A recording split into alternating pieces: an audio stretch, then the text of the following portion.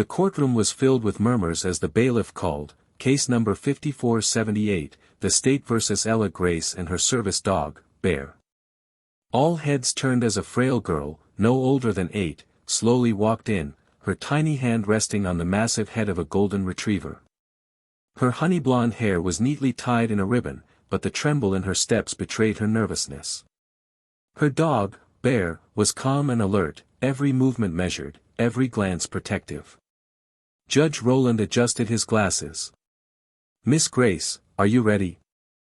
Ella nodded, voice almost a whisper. "Yes, Your Honor." Just days ago, Ella had been accused of disrupting public order when Bear lunged at a man in the park. The man, a well-dressed businessman named Mr. Carson, claimed the dog bit him unprovoked. The incident spiraled quickly. Ella, who had barely spoken since her father's passing the previous year, was suddenly the center of a legal storm. The newspapers called it an unfortunate act by an unstable child.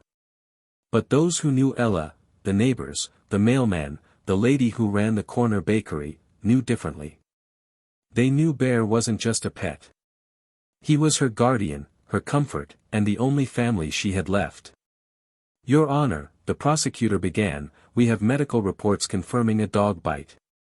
The victim, Mr. Carson, insists the attack was without cause. The child has no witnesses. This is a simple case of an untrained dog endangering a citizen."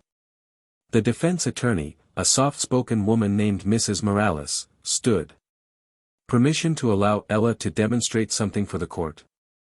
The judge raised a brow. "Demonstrate?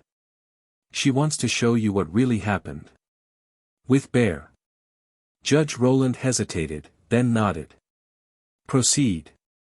Ella walked to the center of the room. Her heart pounded like thunder in her chest.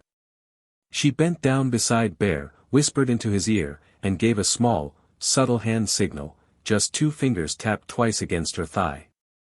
In an instant, Bear turned toward a courtroom observer, none other than Mr. Carson, and let out a sharp bark, then stood rigid, staring straight at the man's right pocket. Gasps filled the room. Judge Rowland sat up. "What is going on?" Mrs. Morales stepped forward. "Bear is trained to detect weapons and danger. That's what Ella just signaled him to do. The same signal she gave that day in the park." A security officer cautiously approached Mr. Carson and, after a brief search, pulled out a pocketknife. The courtroom went still. Mr. Carson stammered, It's just for protection." "No, sir," Mrs. Morales said gently. "That's the same knife found near the scene. The same one you claimed you didn't have. You see, Bear didn't attack. He protected Ella when you came too close. He smelled your aggression. He saved her." The judge leaned back, silence settling over him. Finally, he spoke. "I've seen many things in this courtroom. But today, I've been reminded of something more powerful than law, truth revealed through trust. This child didn't just bring a dog into court. She brought a witness with more honesty in his eyes than many humans I've seen on this stand." He turned to Ella.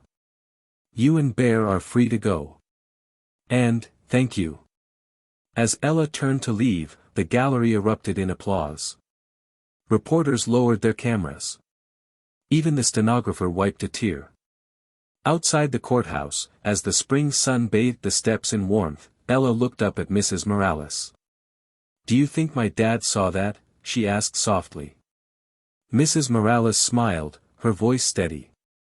"I think he never took his eyes off you."